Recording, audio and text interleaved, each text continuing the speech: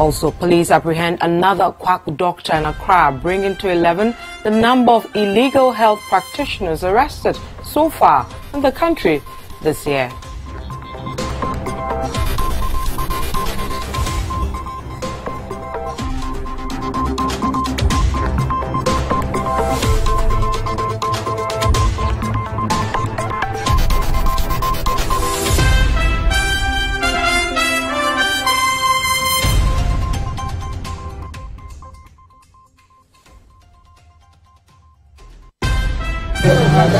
If you came here yesterday, you wouldn't have a place to stand. It was a chaotic and a dangerous scene that looked like a war zone. Policemen were firing at innocent protesters, and their simple crime was that they demanded that this footbridge that has become a white elephant becomes useful for commuters to prevent the needless death. And this was triggered by the death of an innocent young girl of the West Africa Senior High School, which is just across from this busy and 60-meter wide highway that connects Accra to Eburi.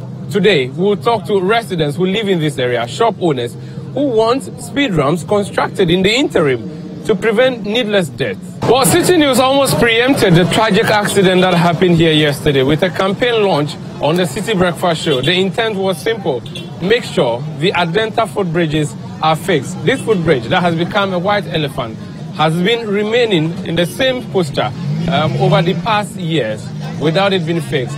It has resulted yesterday in the death of one student and the resultant protestation by commuters and residents who live in this very community. And yesterday, we broke the news for you here with two reporters who brought us up to speed on developments. And today, we deployed Citi News' Anne Shelley, who has been following proceedings here so far. Anne Shelley, you're welcome to Citi Newsroom. So you've been here since morning. The assignment from the police, looking at the statement, was that they were going to deploy men to the scene to ensure that there is protection for people who are crossing. What have you seen so far? Today when I came here from 7:30. There was heavy police presence around here. They were here in their numbers, and they were directing pedestrians and school children to cross the road safely. And what have they been saying to you, the police, if they spoke at all? I spoke to the head of traffic at the MTTD, and he said that they are going to run a shift with their personnel from morning to afternoon, from afternoon to evening, and then evening to late in the evening. Do you get the sense that there's agitation generally from people who live along these areas? There is. Yesterday the incident happened, and then today is a fresh day. You would probably think that because the presence of the police is here, residents will be calm, but no. They are not satisfied even with the presence of the police. They are really angry. They are really, really agitated. Thank you very much. Anne Shelley Ziwu there, reporting for Citi Newsroom. So this is a 360 coverage that we are bringing you on Citi Newsroom, on Citi TV, here on the busy Adenta Eburi Madina Highway here in Accra. So the accident happened in the full glare of everybody who was here, because it happened in the afternoon. There was a lot of activity ongoing when the accident occurred, and residents and commuters here tell us the lady was left lying for many minutes. We are told over 20 minutes before the police were called. So I moved in to talk to one of the shop attendants here, and this gentleman has a wood shop. Sir, good afternoon and welcome to Citi Newsroom. Thank you. What's your name? My name is called Nixon Ofusu. Were you here yesterday? I was here. What did you see? Around 4 p.m. when this thing happened, the lady was just crossing the road. Then suddenly the car just knocked her down. In fact, she was lying there for the past 20 minutes, and there was nobody there to pick her up. We went in and called the police. The police came in, and they were even still standing.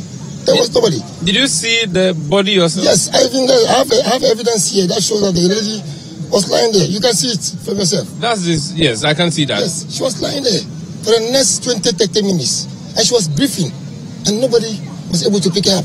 Why? But how about you, the residents? Were you able to move her from the middle? Everybody was shocked about what happened. So we were trying to do that. Maybe we pick up something. All the cars, you can even see, there's a car standing by. But nobody is willing to pick because of the blood. Nobody is willing to pick the lady up. Which police did you go to call? We went to the Adenta police station. They went and called them, and they came in. They bought this, I think this van or something. Before they pick her up. But then they were doing something at the police station. I think it's a Ghana card or something. So there were a lot of people in there. So when they told the police, I don't know what happened before the delay or... This your wood shop is located right under this footbridge. Yes. How is it a frequent thing for you to see accidents? This week, this particular week, this thing have happened for the past, I think, 3 or 4 people had died on this particular road, this particular week. What do you think should happen? So the footbridge is cutting across the highway, but you cannot climb atop. What do you think should happen? Yes, I think they have to fix it. People have been talking about this footbridge for the past time, that they have to fix it. But me, what I know is that for the short-term measure, they should do a ramp. That would be the short-term measure. A ramp. Speed ramp. Speed ramps should be here. Because you look at the traffic lights. Because the drivers want to beat the traffic light. That's why they run faster here. Immediately they get here, they look at the traffic light, maybe it's green. So you want to beat it fast. So you see them running faster. But before they get there, the light is on. The yellow and the red is on. That's what is happening here. Did you take part in the blocking of the road yesterday? No, I wasn't part, but I was here. You know, the guys around, it's not their fault. But what happened is something that they were all, in fact, it shocked them. So they have to act on this. Like showing this picture to you. Immediately it happened, there was nothing happening. So that's what I have to do. In the past 3 or 4 weeks, so that's what I think. Those youth around just got angry and then they just went out. The road blocking didn't start at once. They started it gradually. One put a tie there, and then they were doing, still the police, nobody was doing anything, and they start bringing in, this one bring, and then they start making big rallies. What do you make of how the police handled the situation? The police did well in the first place because they came in slowly, they didn't act faster, and then at the end of the day, I saw the police again fighting the youth, which was very bad. They should have talked to them. Thank you very much for speaking to us. You're welcome. So it's a day after the accident, and we have come here to sample views. So this gentleman I just spoke to owns a wood shop. I'll attempt to speak to a few more people. Sir, you also were here yesterday. What do you do? He was the only one. Yes. What's your name? If you could come. I'm Nanaya. No, Nanaya. Yeah. What do you do here? Oh, I used to sell shoes here. You sell shoes here. Were you here yesterday? Yeah. What did you see? Yeah, I saw when the car knocked down the girl. I was here. I went to the police station and called the police people should come and take the girl. How far is the police station from here? Oh, it's about 100 meters to the police station. And when you went, who did you meet? They didn't come early. I saw one policeman, and he came here with moto. When he came, he came and when he saw the girl and he just left. And later they came here, they said they don't have rubber gloves to take the girl. That's what the police told. Yeah, this is what they said. So they went back. Later they came with a van to come and take the girl. At the time, was she dead? Yes, she was there. The girl was she dead? She died instantly? Yes, she died instantly. So when the police people come, and the boys was burning the ties here, because we are stopping the cars so that we can take care of them. And they said they will not, no car was able to stop. And we decided that, yeah, the person is down, and then you people should help so that we take care of the girl. And they said, no, my brother, when you are here, I don't think it's not easy at all. It's not easy at all. The girl, a young girl like that, and the car will knock her down like that. It's bad. It's not fine. Thank you very much. So there are more views there about what happened here yesterday. People actually were witnesses, several witnesses to this accident, and the narrative is almost similar. The young lady who had just crossed from the West Africa Senior High School, just across from here, came through and was knocked down. And countless calls made to the police proved futile. The police, they said, this gentleman I just spoke to said he personally walked to the police station, and it took more than 20 minutes before the police could come in. Of course, ambulance service was not even invited because naturally the police station, which was close by, was what was adopted. So it's a busy afternoon here. The police MTTD are doing a yeoman's job helping some of the school children cross, but there are others who are crossing unaided. Now, I have just seen some school children from the WAS Experimental Basic School. It's a government school. They have just successfully crossed this busy and dangerous highway. Let me just see if I can pick a word or two from them. Hello, what are your names? Yes, my name is Goswe. And your name is? Famous Jokoto. And you are? Richmondo. Famous. Okay, what's your schools? It's WAS Experimental, right? Yes. And you're in class what? 4. All of you? 4. In class 4. Okay. How long have you been attending this school for? It's this year. You started this year. How about you? 2016. 2016. That's 2 years ago. How many years? 2 years. 2 years ago. How has it been for you crossing this road every day to school? If I'm crossing, I'll be scared that the car will hit me. Have you seen anybody being hit here before? Yes. When? Yeah. Yesterday? No. When? Like 3 days. 3 days. You were. Oh, tell me what happened. What did you see? The car hit the girl and his one leg is outside. And the two is aside. How did you feel? I feel scared. I was scared. Do you feel like you should stop going to school because of this? Or you think something else should be done? Yes. I think that I should stop going to school. What do your teachers say? And what are your parents thinking about this? They say we should find another school for me. So to stop coming to Iwas Experimental. What story do you have? Have you seen anybody being knocked down yourself? Yes. When? Yesterday. The girl who was killed here yesterday, you were here? Yes. Tell me what you saw. Yes, I saw that the time she was coming to, she was as if she was crossing. Then the car too met her. Then the time she fell down, no one wasn't able to pick her up fast. So the time the car walked on her before, then they started coming to pick her up. Then after that, they bent the ties before the policemen also came. How did it make you feel when you saw what happened yesterday? I was so sad of the girl, so I wanted to tell the police that they should help us. And always they should be here, so when you want to cross the road, you can get a better chance to cross. Give me your name again. Famous. Famous. How many years have you been attending this school for? This year. This year. You cross this road every day? Yes. Who helps you to cross? My brother. Your brother. Without your brother, can you cross? Yeah. Tell me what you saw. When the girl was crossing and the car hit the girl, I was too sad. What happened? When you went home, did you tell your parents what you saw? Yes. What did they say? They say they'll find another school for me. Otherwise, if I'm crossing the road every day, something can happen to me. When you slept last night, did you see what happened here yesterday in your dream, or did you think about it? Yes. Tell me what happened. How did you feel sleeping last night? I just feel well. When you woke up this morning, did you feel like going to school again? So that is a sad story here. School children are affected. A schoolgirl died here yesterday. So naturally, you would expect the difficulty that these children have to go through, having to cross this busy and dangerous highway every morning and every afternoon to and from school. So it's a swift development here. Like I said, the police, led by the Inspector General of Police, no mean a man, has come here to inspect the situation here and possibly assess the situation for possible advice to the authorities that be. So I've just caught up with him for a brief comment. IGP, you're welcome to Citi Newsroom. What do we owe you this grand visit? Well, Mara, thank you for the opportunity. As you may be aware, yesterday there was an incident here. A lot of disturbance, total chaos. And the cause of it was that somebody was killed by a vehicle. So this fatal accident resulted in people protesting violently here. The police had to come to ensure law and order. They did attack the police. And we, as usual, maintain our cool and ensure that law and order prevail.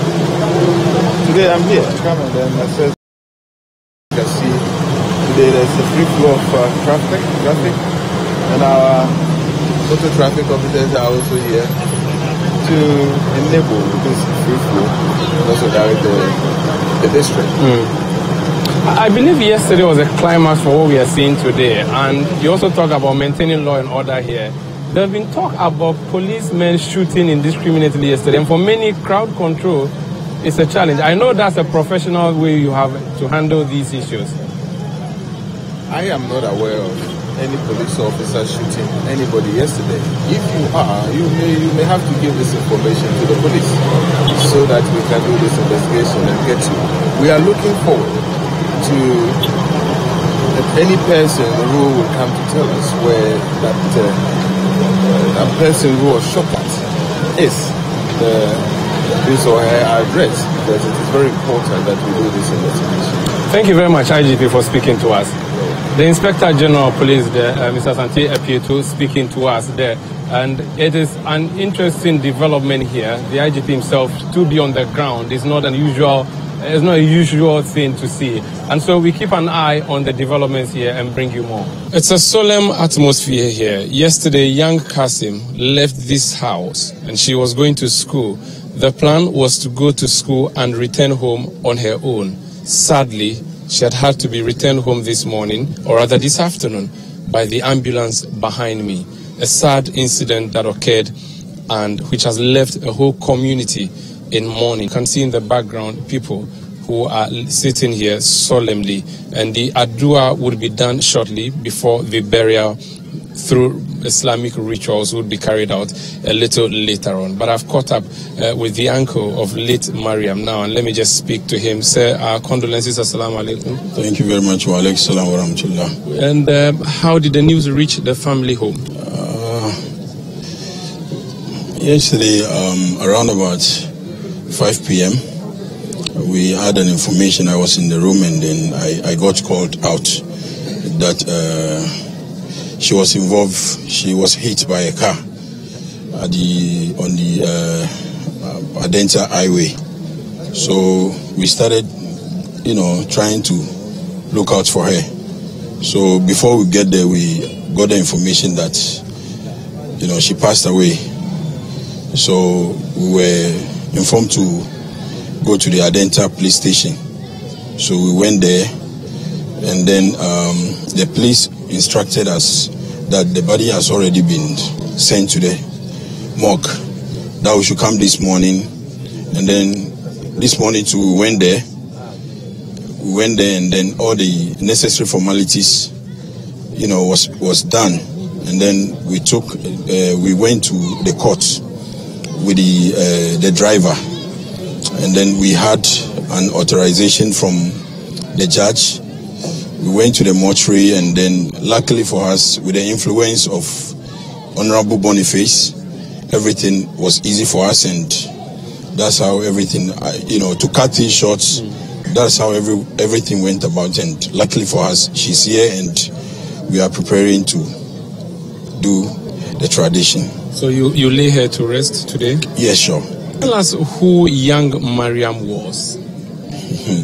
Young Mariam, all I can say is she's a very, very visionable young girl. She's a girl that, honestly speaking, whenever I see her, I see a big dream. So, man proposes, God disposes. The dream has totally been shut down. But that's God's work, and we accept it, and we give thanks and praises to Him. Do you blame anybody for her death? We are Muslims, and as a Muslim, we believe in whatever decision God takes on us. We don't own ourselves, we don't decide for ourselves, but as you can see, everybody keeps complaining that government has to. We are praying that Mariam's death should be, a grand path for the situation to end. When everybody is calling for government to set up the footbridge on the Adenta Road, I think government should try to come in and then do it. We cannot say we blame anybody, but sometimes God does things for His own good reasons. Thank you, and our condolences. It's my pleasure. Inna lillahi wa inna ilaihi raji'un, as we say in the Muslim religion. So it's a solemn atmosphere, like I said, and you've just heard the uncle there. Distraught family it is, and many people, community members, have come around to commiserate with the family. And indeed, a member of parliament for the area who was mentioned by the uncle there, also Minister of State, Alhaji Abubakar Boniface Sadiq, is also in the house. Let me just walk over and speak to him briefly. Honorable, condolences. It's your constituent that you've lost. Yeah. Is this a family that you know? Is this a home you've come to before? No, it's a family I know, and they are my friends. We are family friends, and it's rather unfortunate that this incident has occurred. But it's God who knows best. We have been in the forefront fighting for the completion of the bridges. Finally, it's occurred to us. But all we have to say is that this is a child who had gone just to register. She's on the gold sector group, and she went and registered just to cross the road and come home. Then she met her untimely death. There are people who hold the view that, of course, God has his own ways, but again, it was also the fault of human that we saw what we saw yesterday. So people would say that the politicians should take the blame.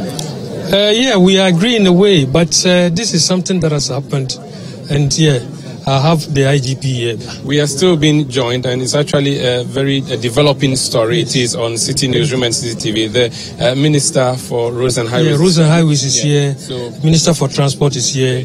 The IGP is here. Indeed. And let me just say that many people are pouring into the home. It's a solemn atmosphere. People who have come here to commiserate. The IGP, Inspector General Apieto, is also here with us. Honorable, you're making the point about how you believe that this situation should be fixed. Yeah, I mean, this issue, since we came, we have taken the issue up. But sometimes when you are explaining to public, they don't seem to understand it, because this has been a standing contract. And immediately you come, we have an issue with the contractor. The whole matter is about 10 years old now. And so there has been a lot of accumulation of debt. And the government, the minister is here, he will attest to that fact. Government has gone into discussions with the contractor who has agreed to come to site. And we owe the contractor 80 million Ghana cedis and $40 million. So it's a finance issue. Yes, it's a finance issue. But at the end of the day, there has been a consensus between government and the contractor.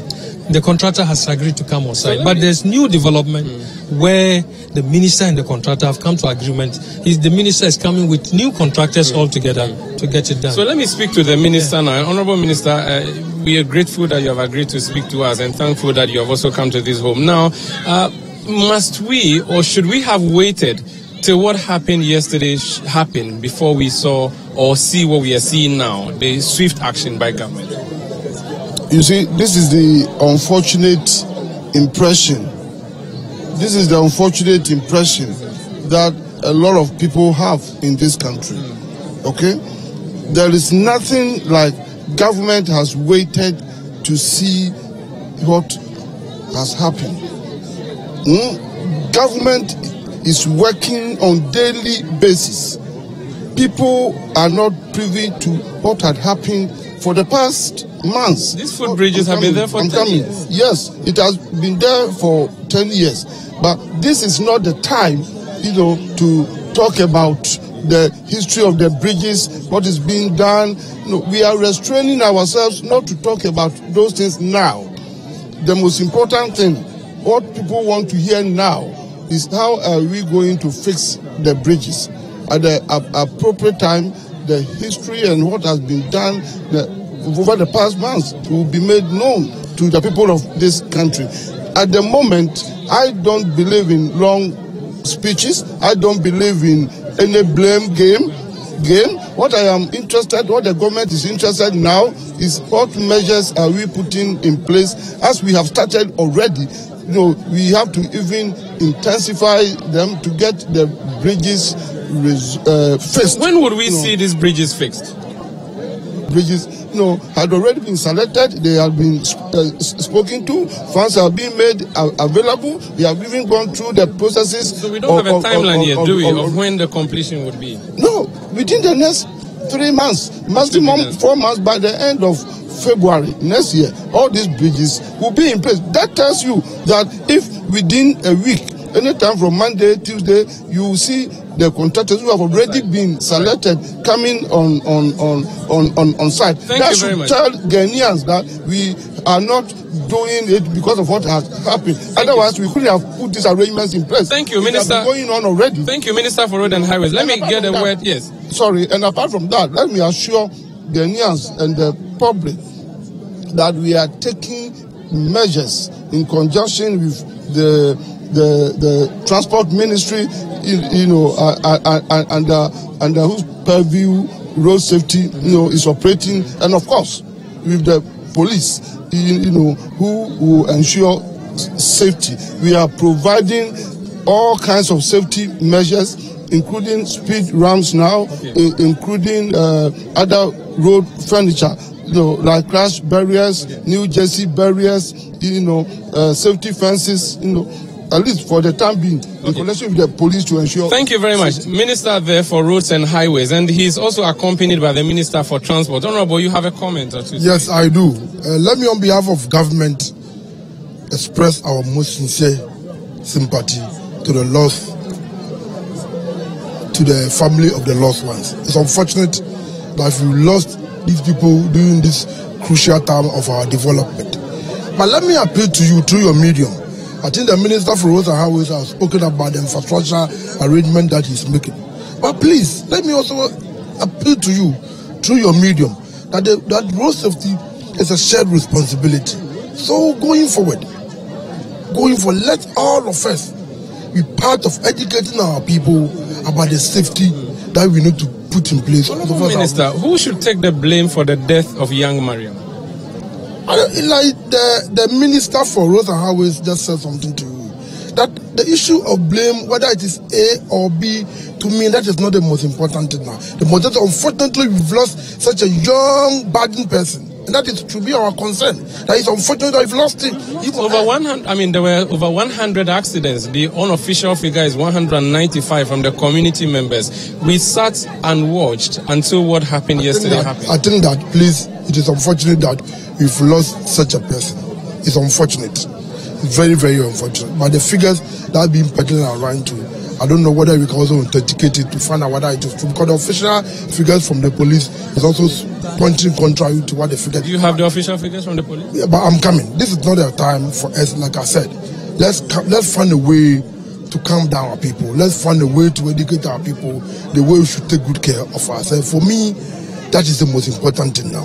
And through you, and including you, and I'm appealing it through your medium, that let's take the safety of our life into our own destiny. For me, that is the most important. Thank you for speaking to us. That's the Minister for Transport there. So it's you can call it a trial of ministers. The minister at the office of the Vice President, of course, flanked by the Minister for Transport and the Minister for Roads and Highways. Of course, the Inspector General of Police is also here. They have all come to commiserate with the family. And you can hear some kind of wailing in the background, and also something that sounds like a protestation. And this gentleman clearly doesn't sound...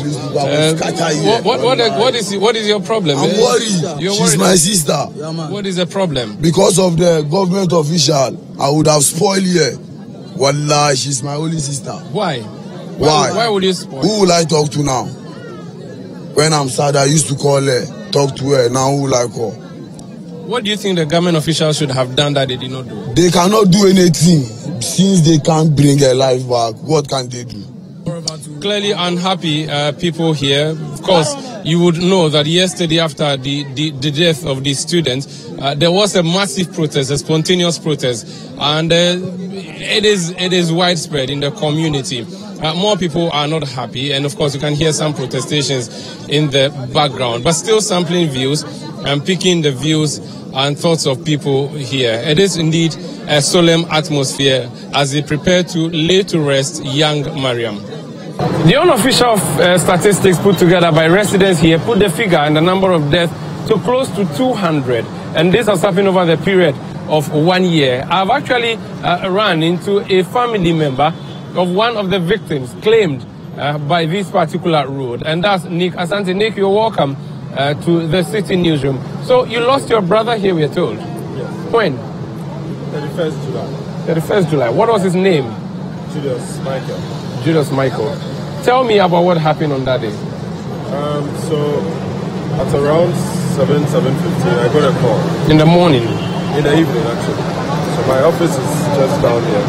So I got a call that my brother has left his phone in a taxi, so I should come to the Legon hospital. And I was like, no, that story is not... So doesn't add up. It doesn't add up. And the person said, you just come. So I drove straight to the Legon hospital. When I got there, my brother was lying there dead.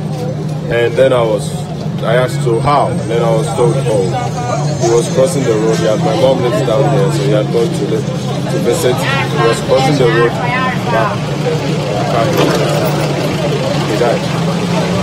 How did this strike you when you got to the hospital and saw the lifeless body of your brother? It was great. Even up to now, it's still tough. You know, because we didn't get to talk to him to know at least if maybe there was an injury or something, and then later we go to the hospital to talk to him even before that. At least you get an idea of what actually happened. But in this case, I'm told when the car hit him, he didn't say a word. Just like that. So when he was rushed to the hospital. Did you at least get to see the person who knocked him down? Yes, we've been going to court since. You went to court? Why was the man arrested? Was the driver arrested? He reported himself to the Adenta police station. So we've been going to court. The issue is that the police station said that there are a lot of people who have died on this road whose dockets are being prepared. So even up to now, because we've been to court 3 times, my brother's dockets are still not done. And what exactly is supposed to happen in court? Well, you see, it's actually between him and the state. You know, they say auto accidents like this, it's actually between the offender and the state. But for us as a family, we want to witness proceedings and we want to know what goes on. So I go there to be sure of what's happening. You've since buried your brother, I believe. Yes, we have. He's been buried. What void has he left in your family? We were just 2 boys. It's just me and him. So he was younger? Yes, it's my younger brother. He's 32, I'm 35. So Julius Michael Okreku, aka Opolo. So it's been tough. My mom, I'm sure you know how this is. It's difficult. How is she holding up, your mom? She's broken, you know. So even me as a man, there's not one single night I don't think about it. It's like it's almost always on my mind. You grow up with somebody, sleep on the same bed, eat from the same bowl, you wear the same things, because we grew up together, so same body size and all. So you're together, and then suddenly unexpected things come. I'm sure you know that it's tough on you. It's tough on the whole family, other cousins and everybody. It's been really, really tough. So when you hear stories about what happened here yesterday, where the innocent student of WAS was killed, and the resultant protests, how do you feel? First of all, I feel sad for the family who have lost the student, because I know what I am going through, and I know what my family has gone through because of the loss of my brother. So I know it's very tough for such a family, and it's sad that we have to keep losing people like that. You know, between last Friday and today, we've lost 4 people. Just last Friday and today. So if you want to do a rough calculation, if every week we lose 2 people, put it together. You understand? So we lose people all the time. It's just unfortunate that even the numbers, so you know, it's unofficial. Because sometimes accidents, people just take their people home, die later, things, you know, all kinds of things happen. So people are really, really suffering on this road. So when I heard about yesterday, about the death, I felt bad about it. But when I heard about the protest, I said, this is not surprising, because people here are angry. I am angry because, you see, this thing was done when 2008 or so, and it hasn't been touched again. After my brother died, the assemblymen and a few other people, we've been going on radio stations, TV stations to talk about this. But we haven't gotten any attention. So it looks like yesterday's incident seemed to be the kind of event needed to get the attention of politicians. It's unfortunate we had to get to that point. But you see, we are all human beings. If a politician falls sick or he gets into an accident right now, he's airlifted. But almost 200 people die on the road, and it doesn't seem to be news. It had to actually take, I can tell you that it wouldn't have been big news until the incident of the protest happened. Until the protest, it still wasn't news. It wasn't news. You know, but those who are dying, they come from families. Did your brother leave behind a wife and children, maybe? He left behind a pregnant woman. Sad. How is she taking it? I'm telling you, this is tough for everyone. And you see, it's unexpected. See, so it's not like you've planned for it. So think of the financial toll, think of the emotional toll on me, her, my mom, the whole family, his friends.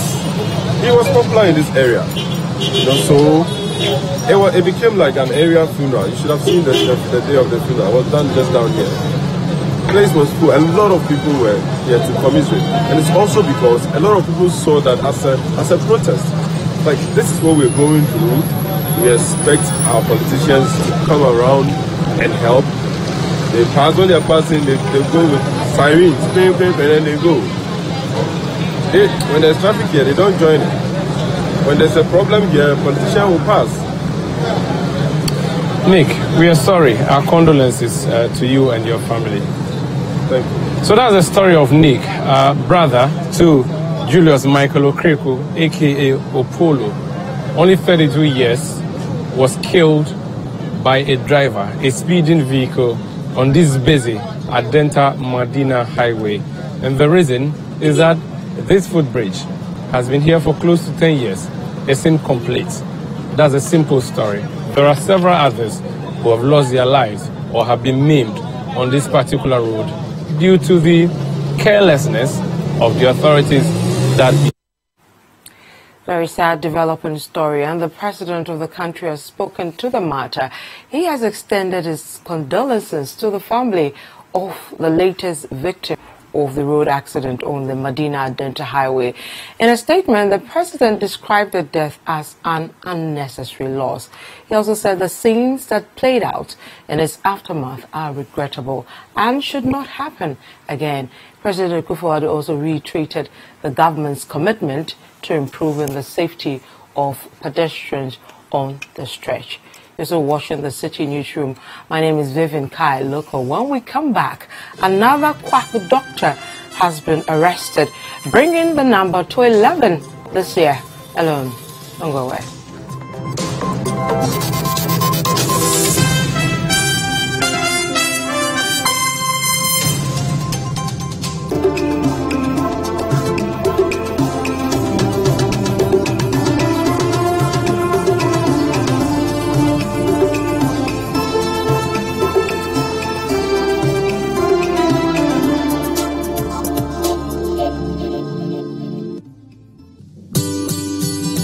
Citi TV is live. Citi TV is a free-to-air digital channel. On a digital TV, please press menu on your remote control and run a news search on your TV. Take note that without an antenna, you cannot access Citi TV on your television. Citi TV can be accessed on a multi-TV digibox. Tune into Citi TV and experience your world. Citi TV. It's your world.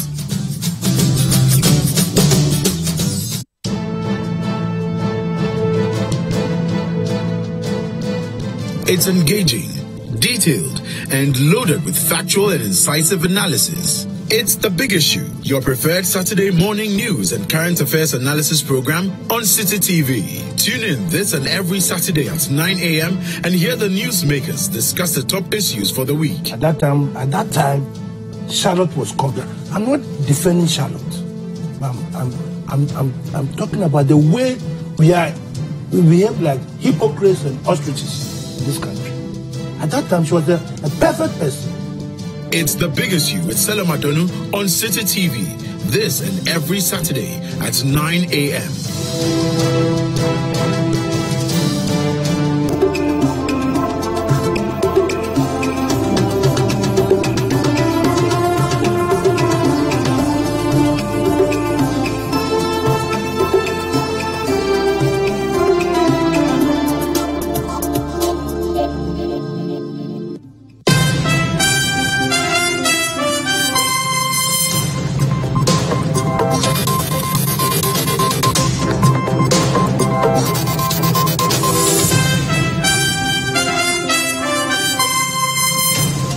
Welcome back to the Citi Newsroom. My name is Vivian Kailoko. Let's move on to some other stories. And Parliament's Special Budget Committee is raising concerns about the level of publicity associated with the upcoming referendum on the creation of new regions. Now, the concern came up at a crucial meeting between the committee and the Electoral Commission. The referendum for the carving out of the regions is slated for the 27th of next month. Here's more on that. The Electoral Commission is rolling out a roadmap towards the referendum for the creation of 6 new regions. The Special Budget Committee of Parliament, which has oversight for constitutional bodies such as the Electoral Commission EC, summoned the Electoral Management Body to brief the committee on their state of preparedness to conduct the referendum. According to Deputy Ranking Member of the committee, Yafrimpong Ado, the committee raised some concerns with the process so far leading to the referendum. We had a couple of them, especially with the publicity, and they assured us that they are marshalling all resources to embark on massive publicity for 10 days, which is very normal. They say that's what they normally do. And number two, about we had concerns with the limited registration, especially with the online registration. They explained that because they were doing it at the district level, where there was internet connectivity, they didn't face much problem. And especially with the exhibition, they said it was flawless. They went through it smoothly. So once they have assured us, I think we should take them by the word and then move on. In relation to the constitutional instrument for the referendum on the creation of new regions, some MPs are not pleased with its unavailability on the floor of Parliament days after it was laid. For former Deputy Attorney General Dr. Dominic Ayine, the lack of copies of the CI 109 is making the review of the instrument by MPs difficult. For purposes of review, the question is, when members do not have the full complement of information, how can they make up their minds with respect to whether, for instance, the CI or the constitutional instrument reflects the recommendations of the Justice Brobe Committee the Justice Brobe Commission of Inquiry, that went around the country to solicit views regarding the creation of the new regions. So I think that, as a matter of agency, leadership must make the instrument available to all members of Parliament, because constitutionally it has been laid. And once it has been laid, the only thing that can, stop it from maturing is when members have concerns that are based upon constitutional objections. Back on the floor, Majority Chief Whip Kwesi Ameh confirmed the Finance Minister will present the 2019 budget next Thursday, 15th November. So the concerns about the constitutional instrument for the creation of the 6 new regions by the Kufuor administration with regards to a referendum that's supposed to happen next month, actually members of Parliament are agitating that they do not have copies of the said constitutional instrument. But the Electoral Commission today met the Special Budget Committee of the House, and they've actually been telling them that they are prepared to go ahead with the referendum in December from the foyer of Parliament. My name is Duke Benton Poko, reporting for Citi News. Now, the Medical and Dental Council appears poised to end the operations of quack doctors in the country as it has arrested yet another suspected fake doctor at the Asamoah Clinic in Abelempe. The arrest of the suspect, identified as Alote Ado, brings to 11 the number of illegal health practitioners arrested so far in the country this year. A complaint was lodged yesterday with regards to a gentleman who was operating a clinic by the Asamoah Clinic without the requisite license.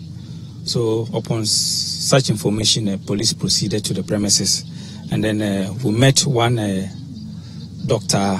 Alote, and he was invited to the station, and then investigation started. The suspect, on the date of his arrest, had on admission a patient placed under IV. According to her, her family have been patronizing the services of the suspect at the facility for some years now, but never suspected he was operating illegally. She was subsequently evacuated with the assistance of the National Ambulance Service to the emergency unit of the Greater Accra Regional Hospital. The suspect, upon interrogations, admitted he was not registered with the Medical and Dental Council, although according to him, he had medical training at the School of Medical Sciences, Kwame Nkrumah University of Science and Technology, Kumasi, and completed in 2004, after which he did his housemanship at 37 Military Hospital. After I house my job, I went into private, went to study, then went to do health insurance. So I've been in the health insurance industry, and even today still in the health insurance industry, actually. Did you work at Asamoah Clinic as a doctor? I actually not working in Asamoah Clinic as a doctor per se, but I'm a doctor. And because have you attended to patients here? I'm a doctor. And because I manage these and all those kinds of things, you know, and so that is what I do, help. And when I'm not able to lay hands on, unfortunately, okay, I have to tempted to use my knowledge to have afforded the service. And that's where, unfortunately, because for me, I decided that let me stay in management. The Deputy Registrar of the Medical Dental Council, Dr. Divine Bayubala, sounded a note of warning that his outfit will ensure an end to the operations of unqualified health personnel. Not clear. The last time I said it, that if you are a quack and you are hiding in the village, at the heart of the city, be it any regional city or the capital city, your time may just be up. And the next patient you may be prescribing to, or you may be wheeling into the theater, may just be our undercover investigator. The Medical and Dental Council says it has this year alone made 11 arrests of fake health practitioners. If you're a quack, maybe it's time to get a new job, because you might as well soon be number 12. Reporting for Citi News, my name is Michael Ubodu. Let's go up north now. The presiding member of the Nanumba North Municipal Assembly, Koma Francis, has called on the media to be circumspect in the reportage of issues of violence in connection with the three regions of the North. His call comes on the back of numerous media reports about yesterday's violence between Dagumbes and Kumbes at Nakpache, a suburb of Yendi, in the northern region. The clashes led to the death of the chief imam of the village and the destruction of several properties, and about 3 houses were torched. Citi News' Abdul Karim Natogma has his report. Relative camp has returned to the area where a combined police and military patrol team is maintaining law and order. As we speak now, basic schools have been temporarily shut down, and teachers, women and children who fled the area to Yendi and Bimbila are yet to return home. The Nakpache Electoral Area Assemblyman Timothy Babai, at a meeting with the Regional Security Council members, narrated that the renewed clashes were caused by someone identified as Al-Hassan, a peasant farmer in the Nakpache community. According to the assemblyman, they said Al-Hassan killed a pig and also shot the owner when he visited the farmland to inquire. Timothy Babai said the Kunkumbes were outraged by the shooting spree and retaliated. The regional minister, Salfa Said, at a meeting with both sides, condemned the renewed clashes there and made a passionate appeal to residents there to live in peace. The regional minister said RECSEC would deal with miscreants attempting to make any part of the northern region ungovernable. He further went ahead to commend the opinion leaders and the leadership of the New Patriotic Party and the National Democratic Congress for their mediation efforts so far. And the tank, they bite each other, but it doesn't mean that they can't keep on living. I want to appeal to you that what happened, it was just unfortunate it happened, but everybody should come back. Let us see what we can do to live peacefully. Let us not use this thing to be a fight between Konkombes and Dagombes, or Dagombes and Konkombes fight or war. We are tired with this type of description. We have suffered these things in the past. We don't want that to happen.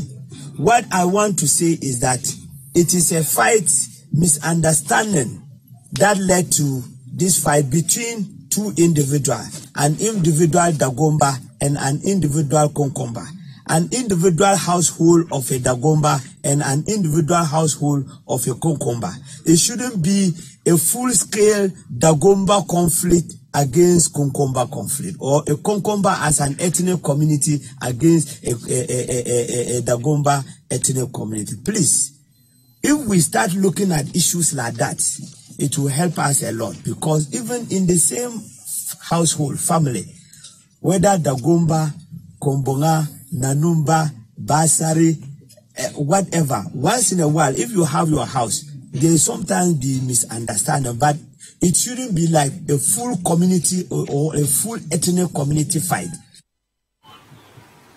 So the interesting story you brought us earlier, this story is unfolding and it looks like it's going to be in the system for a long time, especially because the bridge hasn't still been fixed. So we're still going to record some fatalities if things are not done well. But what more did you pick up from the situation? Well, what is sad and what I picked up is that the politicians were thronging the house of the dead young lady.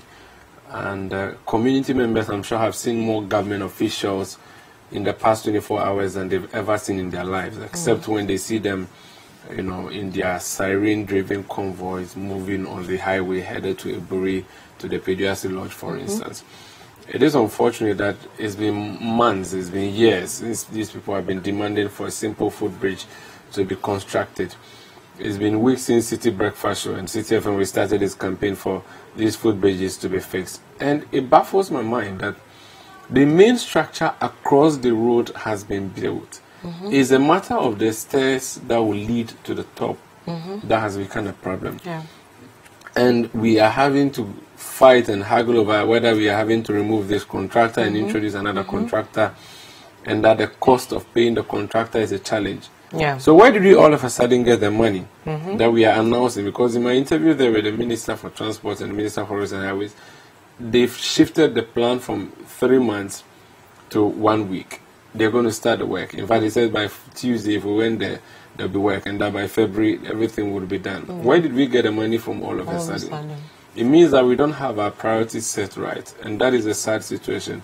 And that's what has led to the death of young Mariam last night, and that's what has led to the death of several others and the maiming of several others. The numbers we have tabulated unofficially from the community so far, over 190. It's a sad story, a story that we should not be telling in this 2018 year that we are living in. It's a pathetic one that we should be ashamed of when we claim that we are gateway to Africa and that we are the first black country to have won independence. We should have a better story to tell than being told that we can't simply cross roads. And I hope they still go on the march on Monday. The vigil is on tonight, and the march is scheduled. The demonstration is scheduled for Monday. So we follow that story and see what happens. So that's it for this edition of the Citi Newsroom. Visit our website, Citi Newsroom.